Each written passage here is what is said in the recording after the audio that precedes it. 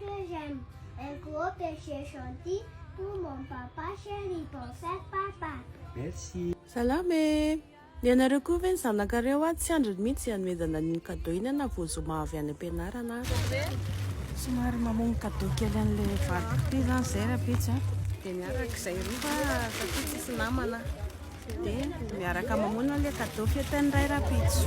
Vao nividiko iny cadeau iny dia efa nasaiko nandramandramose aloha ny hoe adonina azy ve sa tsy. Mody tsy fantatro hoe cadeau io rapitsy. Mody inona ary ny atanatany ty? Mety manao surprise. Amin'ny fiainana telo mianan-karera no misy an'izany hoe ny tompon'ilay cadeau mihitsy mandeha mamono an'ilay izy. Tafetin'ireo zao dia za ihany mividy an'ilay cadeau. Izy kosa nge mba fafinaretana ho an'ilay zaza zay. Manena? Le zao mba ohatrany hoe mba fafinaretana mba mahita an'ilay zaza le fafaly izy fa manolotra cadeau. Nenay mivady hatramin'izay tena hoe fieritreretanay zany hoe efa vita ny fiainanay fa izay mba hafalifaly ny zanakay fotsiny sisa natao dia efa mandeha milay be foana ny fiainana. Tena marina amin'ilay izy zany dia ilay olona nolotra an'ilay cadeau no hanafianana azy. Isan'ny tena fafinaretana ho anay no mahita ny zanakay faly hoe mba manolotra ohatra ny olon-drehetra, manolotra ohatra ny zanak'olon-drehetra sy faly hoe masonay. Tonga ny marain'ny fetin'ny ray dia tsy mbola natao fantany aloha ny hoe efa misy cadeau tokony ho atolony ao fa ilay efa natolony tamin'ny zoma ihany no naveriny natolotra indray andro amin'ny maraina.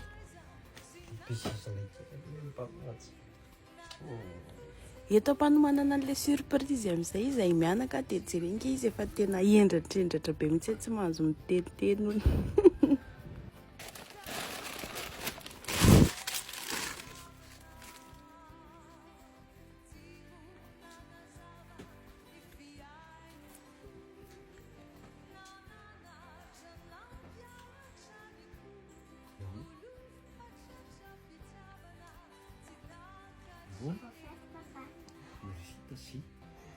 Merci à l'unité.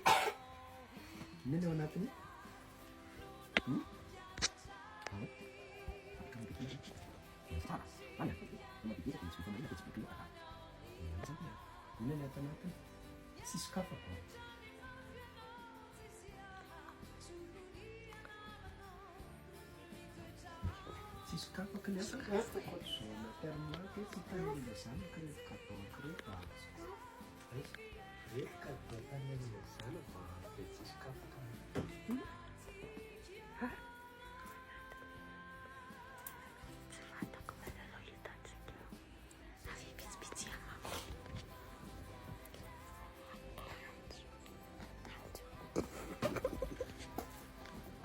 Dia tena tsy tia eo amin'ny toerana eto amin'ity fotoana ity satria hoe izy manolotra indray no tsy mahafantatra an'ilay zavatra ao anatiny dia efa tsy andriny mihitsy izay isokafan'ilay baoritra.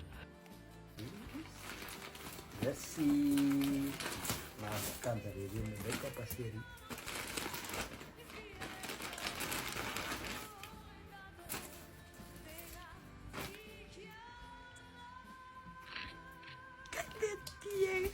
Tena ampitovy mihitsy izy tanteraka kay. Samy manao ensemble.